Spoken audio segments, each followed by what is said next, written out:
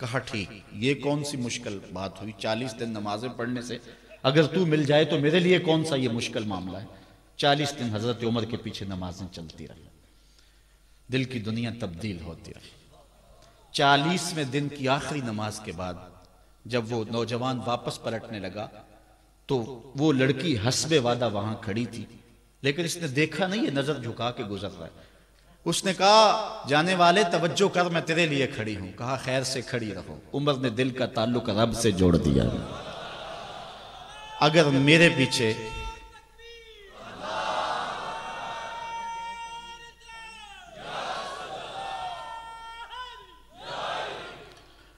میرے پیچھے ایک بندہ 40 سال نماز پڑھتا رہے اور اس میں تبدیلی پیدا نہ ہو تو پھر مجھے شرم آنی چاہیے کہ نہیں آنی چاہیے؟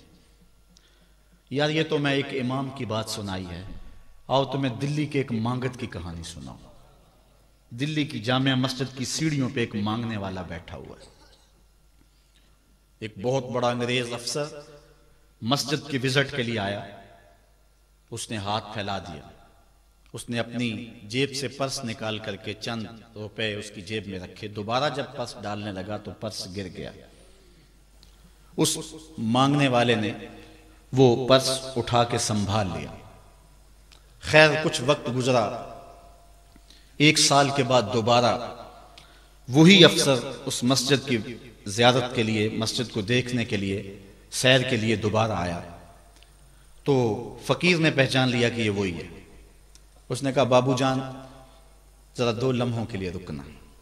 کہا کیا ماجرا ہے؟ کہا بس 2 لمحوں کے لیے۔ دوڑ کے گیا، اپنی کٹیا سے وہ پرس نکال کے لے آیا اور اس کے ہاتھ میں کہا کہ پچھلے سال آپ آئے تھے، آپ کا یہ پرس گر گیا تھا آپ کی جیب سے، میں ڈھونڈتا رہا لیکن آپ نہیں مل پائے، میں نے سنبھال کے رکھا تھا کہ شاید دوبارہ کبھی ملیں تو میں ان کو دے دوں گا۔ اس کی آنکھیں پھٹی کی پھٹی رہ گئی۔ اس نے کہا جو ٹگا ٹگا مانگ رہا ہے، اتنا قیمتی پرس اور اس میں اتنی رقم، تو آسودہ زندگی گزار سکتا تھا، تو یہ پرس واپس کیوں کر رہا ہے؟ اس نے کہا مانگنے کی بات اور ہے لیکن یہاں ماجرا اور ہے۔ اس نے کہا کیا ماجرا ہے؟ اس نے کہا کہ اگر تیرا پرس میں سنبھال لیتا، رکھ لیتا، کام آ جاتا، 4 دن کی زندگی عیش سے گزر جاتی، لیکن مسئلہ یہ نہیں ہے، مسئلہ یہ ہے تو عیسائی ہے اور میں حضور کا غلام ہوں۔ کل قیامت کے دن اگر تیرے نبی حضرت عیسیٰ نے میرے نبی کے سامنے شکایت لگا دی کہ آپ کے امتی نے میرے امتی کا پرس چرایا تھا، تو پھر میرے نبی کو تیرے نبی کے سامنے شرمندگی اٹھانی پڑے گی۔ تو میں مانگت ضرور ہوں، بے غیرت نہیں ہوں کہ اپنے نبی کو تیرے نبی کے سامنے شرمندہ کروں۔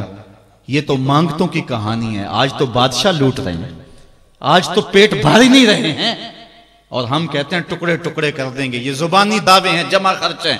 ایسا نہیں ہوگا، آؤ اپنے اندر تبدیلی پیدا کریں۔ ہم اپنی ماضی کی تاریخ پڑھتے ہیں تو حیرت زدہ ہو جاتے ہیں، لوگوں میں کتنی اخلاقی بلندی تھی، آج ہمارے اخلاق لٹ گئے ہیں، آج ہمارا کردار نہیں رہا، ہم مدینے کی گلی میں پھر دوبارہ چلتے ہیں۔ حضرت عمر رضی اللہ تعالیٰ عنہ کا دربار لگا ہے، ایک شخص کو پکڑ کر لوگ لے آتے ہیں کہ اس شخص نے ہمارے باپ کو قتل کر دیا۔ حضرت عمر رضی اللہ تعالیٰ عنہ نے پوچھا کیا ماجرا ہے بھائی؟ اس نے کہا جی واقعی میں ان کے باپ کا قاتل ہوں، لیکن میں نے قصداً قتل نہیں کیا، ہوا یہ کہ میں ایک مسافر ہوں، جا رہا تھا، راستے کے اندر سبز چراگاہ تھی، میرا اونٹ بھوکا تھا، اس چراگاہ میں داخل ہو گیا، اس کے بوڑھے باپ نے پتھر اٹھایا اور میرے اونٹ کو مارا، اس کی آنکھ نکل گئی، مجھے بڑا غصہ آیا، میں نے وہی پتھر اٹھا کر اس کے باپ کو دے مارا، لیکن وہ ایسے ٹکانے پہ لگا کہ اس کا باپ فوراً فوت ہو گیا۔ میرا قصد اور ارادہ نہیں تھا، لیکن بہرحال میں اس بات کا اقراری ہوں کہ میں نے اس کے باپ کو قتل کر دیا ہے، آپ جو حکم سنائیں میں اس کو قبول کروں گا، لیکن میں ایک مہلت مانگتا ہوں کہ میرے دوست، میرے بھائی کی کوئی رقم میرے ذمہ ہے، میرے پاس اس نے امانت رکھی ہوئی ہے اور وہ مجھے پتا ہے کہ میں نے کہاں چھپا کے رکھی ہوئی، اگر آپ فیصلہ کر دیتے اور میری گردن کاٹ دی جاتی ہے تو وہ امانت جو میں نے رکھی ہوئی ہے سنبھال کر کے، میرے علاوہ کوئی جانتا بھی نہیں ہے، تو وہ اس تک کون پہنچائے گا؟ اگر آپ مجھے 3 دن کی مہلت دے دیں تو میں جا کر کے اس کی امانت اس کو واپس کر کے پھر واپس آؤں گا، پھر یہ پھندا پھانسی کا میں اپنے گلے میں ڈلوانے کے لیے تیار ہوں گا۔ حضرت عمر رضی اللہ تعالیٰ عنہ نے فرمایا کہ کوئی شخص تیری ضمانت دے دے تو ہم تجھے چھٹی دینے کے لیے تیار ہیں۔ اس نے دائیں بائیں دیکھا، پورے مدینے میں اس کا کوئی شناسہ ہی نہیں تھا، واقف ہی نہیں تھا، ایک اجنبی شخص تھا۔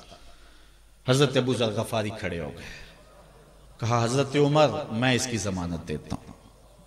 ضمانت دے دی گئی، وہ چلا گیا۔ تیسرے دن وعدے کا جو وقت تھا، لوگ جمع ہو گئے، دربار لگ گئے، ابھی تک آنے والا نہیں آیا۔ لوگوں نے کہا ابو ذر تو نے غلطی کی ہے، ایک اجنبی کی ضمانت دی اور ابھی تک وہ نہیں آیا۔ اور میاں صاحب فرماتے ہیں ایک بار جو پھائیں اڑ جاندے اور پھر کدی نہ پھنس دینے۔ ظاہر ہے وہ چلا گیا، واپس تو نہیں پلٹ کے آئے گا، اسے پتا ہے کہ آگے سیدھی سیدھی میری موت ہے، تو تم نے یہ کیا غلطی کی؟ خیر آپ نے فرمایا کہ اگر وہ نہ آیا تو یہ پھانسی کا پھندا میرے گلے میں ڈال لینا، لیکن بہرحال میں نے اس کی ضمانت دی۔ کچھ عرصہ بیتا کہ دور سے گرد و غبار اڑتا ہوا دکھائی دیا۔ جب صورت واضح ہوئی تو وہی شخص تھا۔ حضرت عمر فاروق رضی اللہ تعالیٰ عنہ کے دربار میں کھڑا ہو کہنے لگا حضرت کسی وجہ سے تاخیر سے پہنچا ہوں، معذرت چاہتا ہوں، اب جو حکم ہے پورا کیجیے۔ حضرت عمر رضی اللہ تعالیٰ عنہ اس کے پھانسی کے احکامات جاری کر چکے تھے۔ آپ نے فرمایا کہ ابو ذر یہ بتا کہ تو نے اس کی ضمانت کیسے دی جب تو اسے جانتا نہیں تھا؟ تو سنو حضرت ابو ذر غفاری نے کیا کہا۔ کہا ایک اجنبی میرے محمد کے مدینے میں پناہ مانگ رہا تھا اور اس نے چاروں سمت دیکھا اور کوئی شخص نہیں تھا جو اس کو امان دیتا اور اس کی ضمانت دیتا، تو میں نے اس لیے ضمانت دے دی کہ نہ بھی آیا تو اپنی جان چلی جائے گی، کل کو یہ تو نہیں کہے گا کہ محمد کے مدینے میں کسی نے ضمانت مانگی تھی، پورے شہر میں کوئی ضمانت دینے والا نہیں تھا۔ اس کو کہا کہ انہوں نے تو ضمانت دے دی، میاں اب تو بتا کہ تو چلا گیا تھا، تجھے جانتا کوئی نہیں تھا، نہ پلٹ کے آتا تو تجھے کوئی پوچھنے والا نہیں تھا، تو نے یہ دوبارہ موت کے منہ میں کیوں اپنا سر رکھا ہے؟ تو اس نے کہا کہ میں نے کہا کہ ایک اجنبی کی ضمانت ایسے شخص نے دی ہے جو مجھے جانتا بھی نہیں ہے، اور اگر میں نہ گیا تو لوگ قیامت تک اجنبیوں پر بھروسہ نہیں کریں گے کہ اجنبی یوں سلوک کیا کرتے ہیں۔ تو حضرت عمر رضی اللہ تعالیٰ عنہ اس کے پھانسی کے احکام جاری کیے، تو جن کے باپ کو قتل کیا تھا وہ بیٹے کھڑے ہو گئے، کہنے لگے تاریخ کی کالک ہم اپنے منہ پہ ملیں گے، ہم بھی اپنے باپ کے قاتل کو معاف کر دیتے ہیں۔ یہ ہماری تاریخ ہے، یہ ہماری کہانی ہے، لیکن آج ہم کس جگہ پہ کھڑے ہیں اور کیا ہماری صورتحال ہے؟ نہ ہمارا کردار رہا اور نہ ہمارا کوئی تشخص رہا۔ آج ہم نے اپنا تشخص بھی مٹا کے رکھ دیا، اپنے طرز زندگی بھی بدل دی، نہ ہماری باطن کی وہ روشنی رہی، نہ ظاہری وہ صورتیں رہی کہ ہم پہچانے جائیں کہ حضور کے غلام ہیں، بلکہ آج بھانت بھانت کی بولیاں بول رہے ہیں۔ اقبال نے کیا کہا تھا؟ اپنی ملت پر قیاس اقوام مغرب سے نہ کر، خاص ہے ترکیب میں تجھے قوم رسول ہاشمی۔ بلکہ آج فیشن کے طور پہ یہ کہا جاتا ہے جی آج کل دین پہ چلنا بڑا مشکل ہے، یہ آپ بھی سنتے ہوں گے، لوگ کہتے ہیں جی آج کل دین پہ چلنا بڑا مشکل ہے۔ یہ کون کہہ رہا ہے؟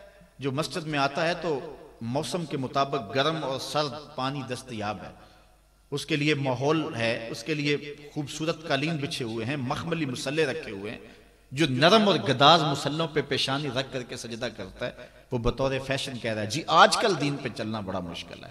میں اس کے جواب میں کہا کرتا ہوں میاں تیرے لیے مشکل ہے یا کربلا والے حسین کے لیے مشکل تھا؟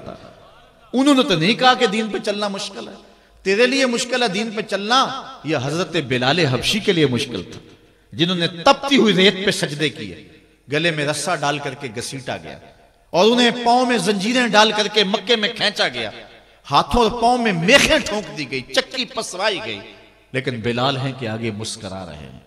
کسی نے گزرتے ہوئے کہا بلال عجیب تماشا ہے، عجیب کہانی ہے کہ وہ تمہیں مار رہے ہیں اور تم آگے سے مسکرا رہے ہو۔ تو سنو حضرت بلال نے کیا جواب دیا۔ حضرت بلال فرمانے لگے میاں تم جاؤ نا بازار میں مٹی کا برتن بھی خریدنے، تو اس کو بھی ٹھونک بجا کے دیکھتے ہو کہیں کچا تو نہیں ہے، اس کی آواز تو خراب نہیں ہے۔ کہا تم تو مٹی کا پیالہ بھی خریدو تو ٹھونک بجا کے دیکھتے ہو کہیں کچا تو نہیں ہے، میرا مالک مجھے خرید رہا ہے، دیکھ رہا ہے بلال کہیں کچا تو نہیں ہے۔ میں کہتا ہوں مالک کھال ادڑ بھی جائے گی، حق حق کی آوازیں ختم نہیں ہوں گی۔ زخم پہ زخم کھا کے جی خون جگر کے گھونٹ پی، آہ نہ کر لبوں کو سی، یہ عشق ہے دل لگی نہیں۔ تو یہ ایک دین گریزی ہے، یہ عمل گریزی ہے۔ جی آج کل بڑا مشکل ہے، پہلی بات ہے مشکل ہو بھی تو ہمارے پاس کوئی دوسرا آپشن موجود نہیں ہے۔ ہم ان لوگوں کی کہانیاں بھول سکتے ہیں کہ جنہوں نے اس دین کے راستے کے اندر دکھ بھی سہے، ان کو ٹکڑے بھی کر دیا گیا، ان کو 2 اونٹوں کی پچھلی ٹانگوں سے باندھ کر کے 2 ٹکڑوں میں بانٹ بھی دیا گیا، لوہے کی کنگھیوں سے بدن چھیدے بھی گئے، ہڈیاں توڑی بھی گئیں، آگ میں ڈالا بھی گیا، جلتے اور کھولتے تیل میں پھینکا گیا، لیکن انہوں نے رب کا نام نہیں چھوڑا، رسول کا نعرہ نہیں چھوڑا۔ اور آج ہم کہتے ہیں جی بڑا مشکل ہے آج کل دین پہ چلنا، اور یہ مولویوں نے مشکل بنائی ہوئی ہے، یار دین اتنا بھی مشکل نہیں ہے، یہ کوئی بات نہیں ہے۔ ہم سر سے لے کر پاؤں تک اسلام میں داخل ہوں، یہ ہمارے رب کا ہم سے یہ تقاضا ہے، یا ایھا الذین آمنوا ادخلوا فی السلم کافہ، اے ایمان والو دین میں پورے پورے داخل ہو جا، پورے پورے داخل ہو جا۔ تمہاری وضاحت، انداز زندگی، طرز معاشرت یہ بتائے کہ تم حضور کے غلام ہو۔ یہ نہیں ہے کہ جی ٹھیک ہے بس، ایسی نہیں ہے بات۔ میں ایک مثال دیا کرتا ہوں، آج کل لوگ کہتے ہیں کہ جی بندہ اندر سے مسلمان ہونا چاہیے، باہر کا کیا ہے؟ اندر سے مسلمان ہونا چاہیے۔ میں کہتا ہوں ہماری پاکستانی آرمی کا کوئی میجر انڈین آرمی کے میجر کی وردی پہن لے تو اس کو کورٹ مارشل کیا جائے گا کہ نہیں کیا جائے گا؟ وہ کہے گا اندر سے میں پاکستانی ہوں، محب وطن ہوں، وردی کا کیا، لباس کا کیا، جو ان سے مرضی پہن لو۔ لیکن کہا جائے گا نہیں، جب تجھے پاکستانی لباس پسند نہیں ہے تو پھر تیرے اندر کی حب الوطنی کو کیسے مان لیا جائے جس کو محمد عربی کا لباس ہی پسند نہیں ہے، جو غیروں کے طرز زندگی کو اپنا رہا ہے اور ان کو جو ہے وہ پسند کر رہا ہے، وہ سوچے اپنے اندر اترے اور مت کسی کے دھوکے میں رہے۔ میں کہتا ہوں آج اگر کوئی یہ